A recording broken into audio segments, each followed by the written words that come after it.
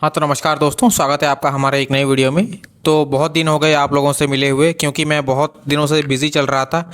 वो थोड़ा ठीक नहीं चल रहा है आजकल कुछ, इसीलिए मुझे थोड़ा टाइम नहीं मिल रहा था। तो इसीलिए मैंने ज़्यादा टाइम देना उचित नहीं समझा। लेकिन अब मुझे बहुत ज़्यादा टाइम मिलने लगा है, तो मैं अब से डेली वीडियोस आपके लिए लाता रहूँगा। ठीक है, तो अगर आपको हमसे जुड़ना चाहते हैं तो फिर आप हमारे इस वीडियो को लाइक कीजिए और अपने दोस्तों के साथ शेयर कर दीजिए, ताकि आपको ऐसे ही लेटेस्ट अपडेट्स हर रोज़ मिलता रहे और हमें भी मदद मिलता रहे। क्योंकि बहुत दिनों से मैं वीडियोस अपलोड नहीं कर रहा था, तो यूट्यूब हो सकता है इसे ज़्यादा पुश ना करे।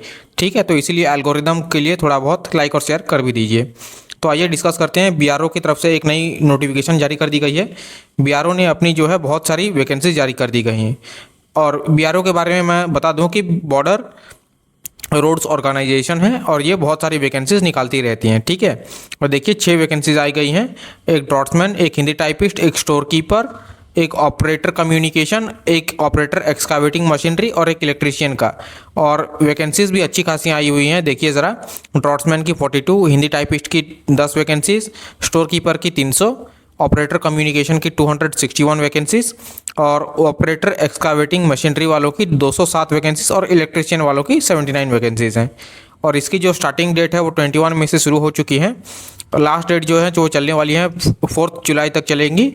और north east states, Jammu Kashmir और अंडमान निकोबार लक्षद्वीप के लिए 19 जुलाई 15 दिन एक्स्ट्रा टाइम दे दिया गया है। ठीक है, एज रिलैक्सेशन और बाकी सारी चीज़ों के बारे में हम आगे डिस्कस करेंगे। अभी के लिए जान लीजिए कि 18 ईयर्स से 27 ईयर्स तक के लोगों के लिए ये सब कुछ वैलिड रहेगा। ठीक है, अनरिजर्व्ड वालों के लिए लास्ट डेट ऑफ बर्थ जो है वो 1999 है, उससे पहले का नहीं चलेगा।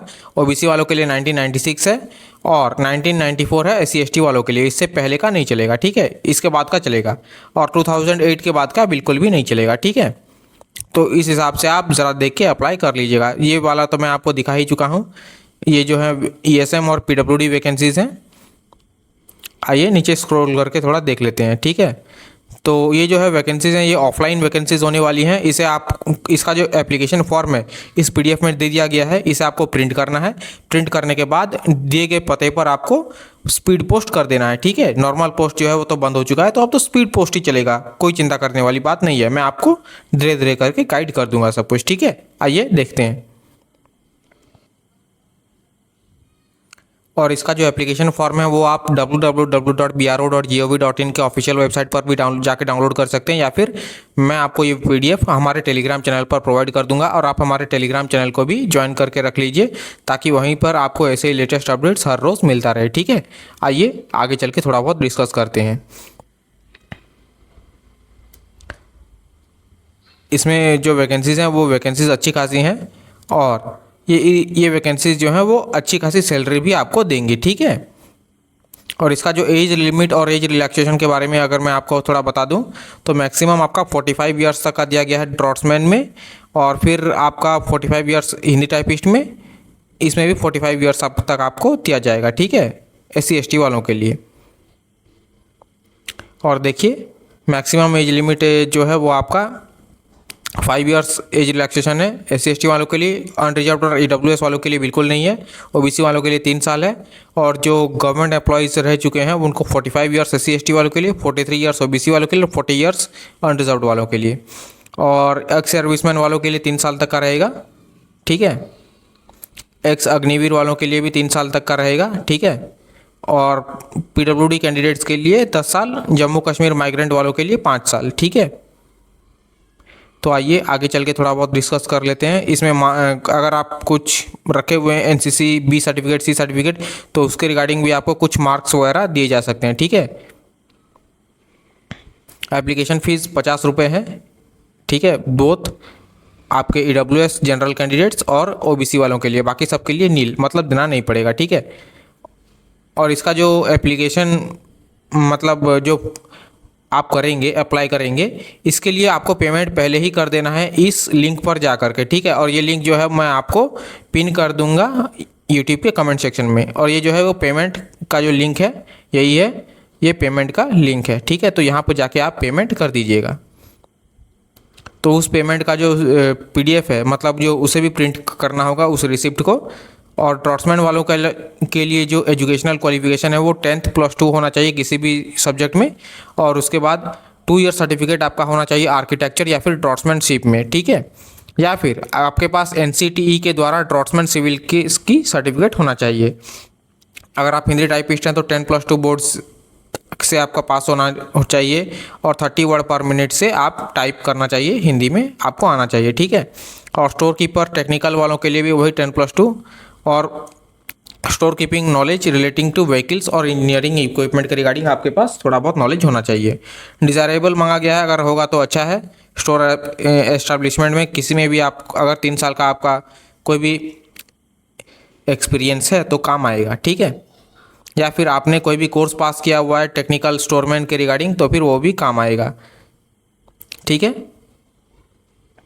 उसके बाद ऑपरेटर कम्युनिकेशन वालों के लिए सिर्फ मैट्रिकुलेशन मतलब 10th का ही मांगा गया है, और उसके रिगार्डिंग आपका एजुकेशनल क्वालिफिकेशन मांगा गया है। आप इस PDF को पॉज करके देख लीजिएगा, या फिर ये PDF तो मैं आपको हमारे टेलीग्राम चैनल पर प्रोवाइड कर ही दूंगा, तो आपको वहीं पर जाकर भी थोड़ा बहुत देख सकते हैं, ठीक है।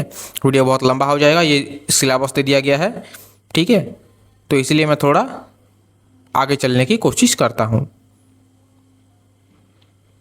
और हाँ, मैं आपको बता दूँ ये है उसका address, commandant GREF centre Dighi camp Pune 411015, ये है आपका एड्रेस, ठीक है।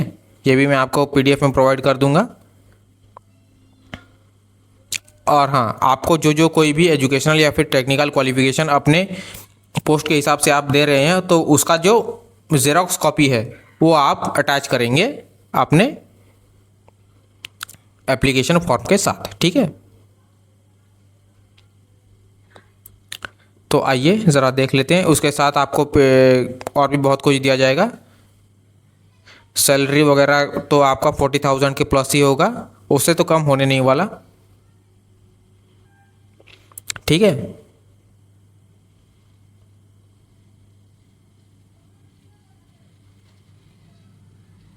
और इसका जो रिक्रूटमेंट प्रोसेस है वो आपका होगा रिटन एग्जामिनेशन पहले, उसके बाद फिजिकल एफिशिएंसी टेस्ट या फिर ट्रेड टेस्ट, ठीक है। उसके बाद आपका मेडिकल एग्जामिनेशन होगा, और उसके बाद इंडक्शन या फिर ज्वाइनिंग की जो कि ट्रेनिंग होगी वो होगा, ठीक है। और ये जो एग्ज़ाम्स होगा ये OMR मोड का एग्ज़ाम्स होगा, ऑफलाइन एग्ज़ाम, ठीक है। तो आपको ज़्यादा चिंता करने की ज़रूरत नहीं है।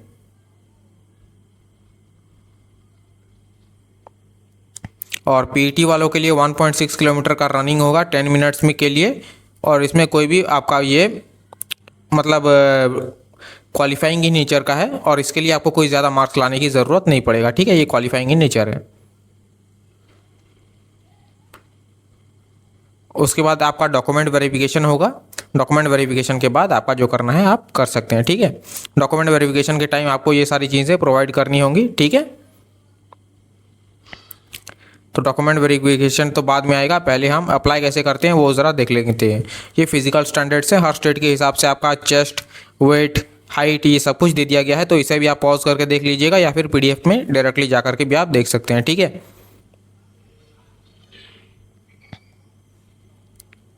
तो फिर आइए आगे चल के थोड़ा बहुत देख लेते हैं। ये रहा आपका एप्लीकेशन फॉर्म, ठीक है। इस एप्लीकेशन फॉर्म में आप पहले तो अपना ये जो पासपोर्ट साइज़ फ़ोटोग्राफ है यहाँ पर आप पेस्ट कीजिएगा, ठीक है। पासपोर्ट साइज़ फ़ोटोग्राफ यहाँ पे पेस्ट कीजिएगा।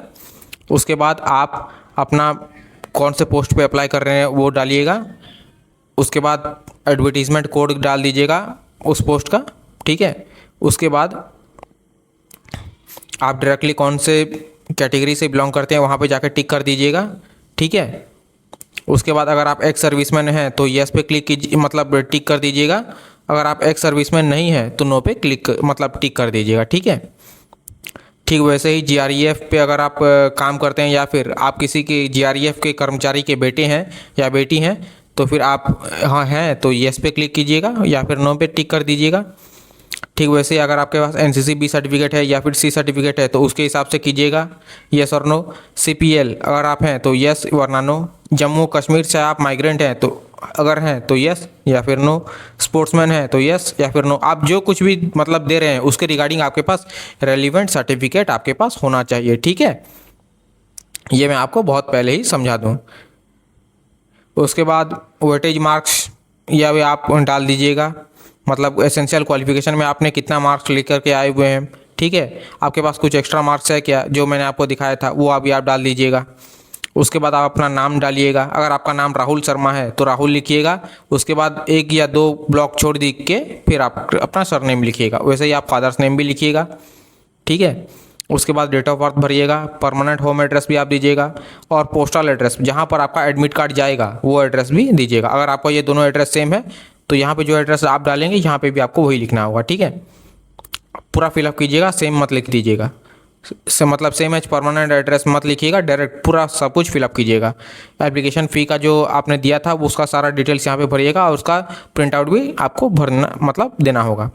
फिर एसेंशियल क्वालिफिकेशन एक एक करके देना होगा, मतलब कौन सा एग्ज़ाम है, अगर आप 10th एग्ज़ाम है तो 10th एग्ज़ाम कब पास आउट किए थे, कौन से बोर्ड और यूनिवर्सिटी से पढ़ाई किया हुआ था, कौन से सब्जेक्ट में कितने कितने मार्क्स ले करके आए थे, परसेंटेज कितना था, वो भी आप भरिएगा, ठीक है। और हाँ, ये देखिए फोटोस्टैट कॉपी भी आपको देना होगा, मतलब ओरिजिनल मत दे दीजिएगा, ज़ेरॉक्स कॉपी दीजिएगा, ठीक है। टेक्निकल एजुकेशन अगर आपका कुछ है जिसके रिगार्डिंग मांगा गया है तो वो भी वैसे ही डालिएगा। अगर आप ड्राइवर के लिए अप्लाई करना चाहते हैं तो फिर आपका ड्राइविंग लाइसेंस का नंबर आपके पास होना चाहिए, वो सारे डिटेल्स भर दीजिएगा, ठीक है। टोटल एक्सपीरियंस जितने आपके पास अगर है तो फिर इसे भरिएगा, वरना छोड़ दीजिएगा। फिर उसके बाद बीआरओ लेबर या फिर सीपीएल एक्सपीरियंस है तो फिर उसे भरिएगा या फिर मत भरिएगा। उसके बाद मोबाइल नंबर जो कि आधार लिंक होना चाहिए वो यहाँ पे डालिएगा, या फिर अल्टरनेट मोबाइल नंबर आप भी दे सकते हैं, आधार कार्ड नंबर दे दीजिएगा, ईमेल आईडी दे दीजिए। उसके बाद आप प्लेस अपने जगह का नाम, डेट दे दीजिएगा। लेफ़्ट थंब इम्प्रेशन, मतलब लेफ्ट थंब को स्टाम्प पैड में डालने के बाद आप यहाँ पर अपना एक छाप छोड़ दीजिएगा और उसके बाद सिग्नेचर डाल दीजिएगा, ठीक है। और एडमिट कार्ड में भी आप अपना वैसा ही सब कुछ फिलअप कर दीजिएगा। फिलअप कर देने के बाद आप इसे भी प्रिंट आउट करके आपको यहाँ से देना होगा, ठीक है। और इसके साथ ही आप अगर ओबीसी से बिलोंग करते हैं या फिर SC ST से बिलोंग करते हैं तो उसका भी सर्टिफिकेट का भी आपको सिग्नेचर वाला देना होगा, ठीक है। ये आपको डिस्ट्रिक्ट मजिस्ट्रेट या फिर एग्जीक्यूटिव मजिस्ट्रेट या फिर तहसीलदार से आपको साइन करवा के लेके आना होगा। वही SC ST वालों के लिए भी लागू होता है, और EWS कैंडिडेट्स वालों के लिए भी लागू होता है, और PWD कैंडिडेट्स वालों के लिए भी लागू होता है। OBC नॉन क्रीमी लेयर के लिए ये भी सर्टिफिकेट आपको देना होगा, ठीक है। और इसके साथ साथ आपको 3 एक्स्ट्रा पासपोर्ट साइज़ फ़ोटोग्राफ वहाँ पे भर के आपको दे देना होगा लिफाफे में, ठीक है। अगर आपको इसके रिगार्डिंग और कोई भी डाउट हो रहा है तो कमेंट सेक्शन में कमेंट कर दीजिए, हम उसका रिप्लाई आपको बहुत जल्दी दे देंगे।